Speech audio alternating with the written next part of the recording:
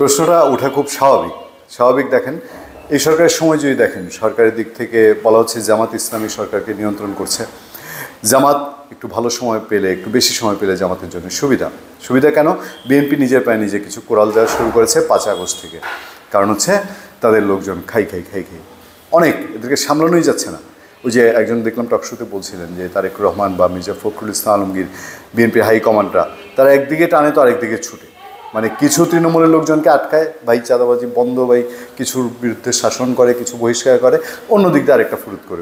মানে সারা দেশে ভর্তি তো, সারা দেশে তো লাখ লক্ষ বিএনপির অ্যাক্টিভ কর্মী, কাকে রেখে কাকে সামলাবে। ফলে বিএনপির যত পতন হবে জামাতে ইসলামী তত লাভ কেন যদি নির্বাচনটা পিছায়। নাম্বার 1। নাম্বার 2 হচ্ছে আপনার এই বৈষম্যবিরোধী ছাত্র আন্দোলন, তারাও আবার নতুন দল করছে, তাদের লোকজন ওখান দিয়ে মনোযোগী, অনেকে ইলেকশন করবে। আমরা এর আগে একটা কন্টেন্ট আপনাদেরকে জানিয়েছি, যার আসন তারা বেছে নিচ্ছে, কাজ শুরু করেছে।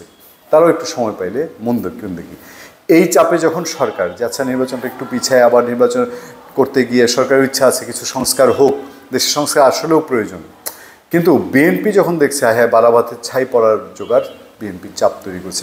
ইন্টারন্যাশনাল কমিউনিটি তারা বলছে দ্রুত নির্বাচন দেন, আমেরিকা বলছে দ্রুত নির্বাচন দেন, ইন্ডিয়া বলছে দ্রুত নির্বাচন দেন। এই সময়ে এসে এই 5 ফেব্রুয়ারি 2025 সারা দেশে যে কাণ্ড কারখানা ঘটেছে, একের পর এক ঘটনার পরিপ্রেক্ষিতে থেকে সরকার কিছু চাপে পড়েছে কিনা এরকম একটি রিপোর্ট আছে আমাদের সময়.com-এ। সেই রিপোর্টটির দিকে আমরা একটু নজর দিতে চাই আপনাদের সুবিধার জন্য। সরকার কি চাপে পড়ে নির্বাচনের দিকে এগোচ্ছে, হেডলাইন। সেখানে বলা হচ্ছে ডিসেম্বরের মধ্যে জাতীয় নির্বাচনের আশ্বাস পাওয়ার পর অন্তর্বর্তী সরকারের উপর চাপ অব্যাহত রাখতে দেশব্যাপী সমাবেশের কর্মসূচি দিয়ে মাঠে নেমেছে বিএনপি মাঠে নামতই, এটা বলাই হচ্ছিল আগে থেকে ডিক্লেয়ার, কারণ বিএনপি এই আশ্বাসে বিশ্বাস করছে না। ডক্টর মোহাম্মদ ইউনূস নিজে আশ্বাস দিল তাতে তাদের পুরো আস্থা নেই।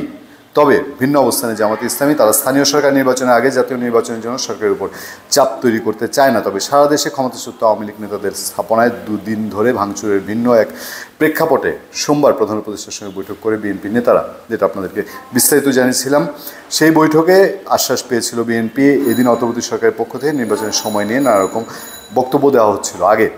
সে বক্তব্যের প্রেক্ষিতে বিএনপি এখন মাঠে, সরকারের আশ্বাসের পরও বিএনপির মাঠের কর্মসূচি নিয়ে নির্বাচনের চাপ অব্যাহত রাখতে চাচ্ছে। তাহলে তারা সরকারের আশ্বাসে কতটা ভরসা বা আস্থা রাখতে পারছে এমন প্রশ্ন রাজনীতিতে, যদিও বিএনপি নেতারা বলছেন তারা বিশ্বাস রাখতে চান।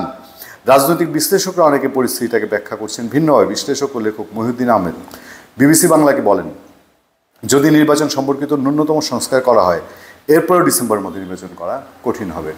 এটা এখন সবাই বুঝে, মানে সংস্কারের সামান্য হাত দিলেই নির্বাচন কঠিন হবে। সরকারের চাপের বিষয়টি কেন আসছে? শুরু থেকেই চাপে রয়েছে অন্তর্বর্তী সরকার, কারণ জুলাই গণঅভ্যুত্থানে শেখ হাসিনার 15.5 বছরের শাসনের পতনের পর আইন শৃঙ্খলা রক্ষাকারী বাহিনী, প্রশাসন সহ সব কিছুই ভেঙে পড়ে।